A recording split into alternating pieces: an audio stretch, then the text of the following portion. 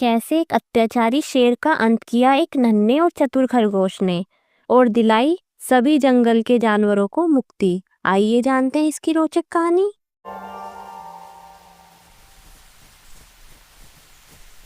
एक जंगल में एक जालिम शेर रहता था। प्रतिदिन वह बहुत सारे जानवरों को मार देता और पेट भरकर अपनी गुफा में चला जाता। अगले दिन फिर बहुत सारे जानवरों को मार देता और एक दो जानवर से उसका पेट भर जाता, परंतु अपनी ताकत दिखाने के लिए वो ज्यादा जानवरों को मारता। उस जंगल में एक खरगोश रहता था। उसका नाम मीकू था, जो बहुत बुद्धिमान था। एक दिन जंगल के सारे जानवर इकट्ठा होकर खरगोश के पास आए और बोले, मीकू, तुम इस जंगल में सबसे होशियार व बुद्धिमान हो। तुम तो जानते हो शेर रोज बहुत सारे जानवरों को बिना कारण मार देता है। तुम ही कोई रास्ता निकालो ताकि शेर अपना पेट भरने के लिए ही जानवर को मारे, ना कि अपनी ताकत दिखाने के लिए। खरगोश कुछ देर विचार करके बोला, चलो हम जंगल के राजा शेर के पास चलकर उनसे बात करते हैं।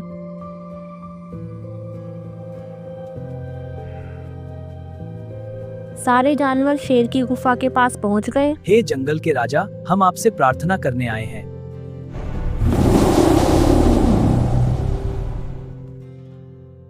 क्या काम है? महाराज, हम सारे जानवर आपसे प्रार्थना करने आए हैं कि आप प्रतिदिन इतने जानवरों को मार देते हैं, परंतु आपका पेट तो एक दो जानवर से भर जाता है। अगर आप इसी तरह जानवर को मारते रहेंगे तो एक दिन जंगल में एक भी जानवर नहीं बचेगा। तो आप फिर क्या खाएंगे? शेर को मीकू खरगोश की बात सही लगी और वह बोला, मीकू, तुम सही कह रहे हो, परंतु मैं कुछ नहीं कर सकता। जब मैं जंगल में शिकार के लिए जाता हूँ तो मेरे सामने जितने भी जानवर आते हैं मैं उन्हें मार देता हूँ। मीकू खरगोश बोलता है, परंतु महाराज, मेरे पास एक सुझाव है। अगर आप आज्ञा दें तो मैं कहूँ? ठीक है, बोलो। महाराज, हम सभी में से एक जानवर रोज आपके पास आपका भोजन बनने आ जाएंगे। इससे आपको अपनी गुफा में ही बैठे बैठे भोजन मिल जाएगा। शेर को मीकू खरगोश की बात बड़ी अच्छी लगी। वह बोला, ठीक है, मुझे तुम्हारी प्रार्थना स्वीकार है, परंतु मेरा भोजन प्रतिदिन समय पर आ जाना चाहिए, नहीं तो मेरा गुस्सा कहर बनकर जानवरों पर टूटेगा। सभी जानवरों ने शेर का धन्यवाद किया और सभी जानवरों को शेर के पास जाने का दिन बता दिया। धन्यवाद महाराज।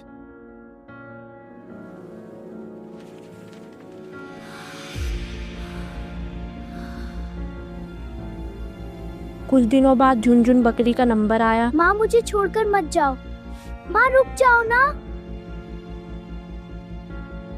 तो वह रोती रोती मीकू खरगोश के पास पहुंची और बोली, मीकू भैया, आज शेर के पास जाने का मेरा नंबर है, परंतु कल ही मैंने एक बच्चे को जन्म दिया है। मुझे समझ नहीं आ रहा है कि मेरे बाद मेरे बच्चे का क्या होगा। खरगोश बोलता है, सुनो झुनझुन बहन, अभी तुम्हारा बच्चा छोटा है। तुम्हारी जगह मैं चला जाता हूँ, अभी उसे तुम्हारी जरूरत। बहुत बहुत धन्यवाद मीकू भैया।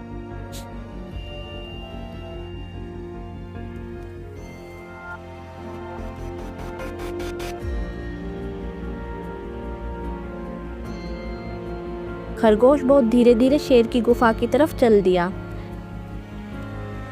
रास्ते में एक पेड़ के नीचे सो गया। जब आँख खुली तो फिर शेर की गुफा की तरफ चल दिया। उधर शेर गुस्से में भरा हुआ बैठा था। आज मेरा शिकार कहाँ रह गया? मुझे बहुत तेज भूख लग रही है। खरगोश को देखते ही गुस्से से दहाड़ा और बोला, मीकू, तुम इतनी देर से क्यों आए हो? जानते हो मैं कब से भूखा बैठा हुआ हूँ। महाराज, मैं तो समय से ही चल पड़ा था आपका भोजन बनने, परंतु रास्ते में एक दूसरे शेर ने मुझे पकड़ लिया और बोला मैं तुझे खाऊंगा। परंतु मैंने उससे कहा, मैं जंगल के राजा शेर के पास जा रहा हूँ, मैं उनका भोजन हूँ।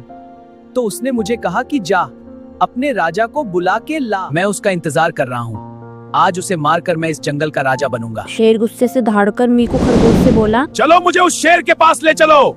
जी महाराज।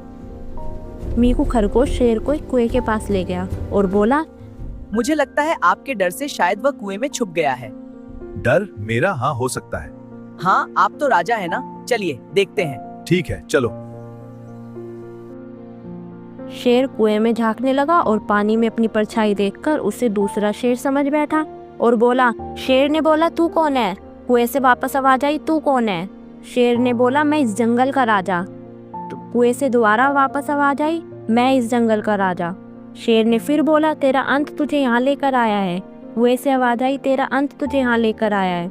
शेर दहाड़ता हुआ, अभी तेरा अंत करता हूँ, कहते हुए कुएं में कूद जाता है और पानी में डूबकर मर जाता है।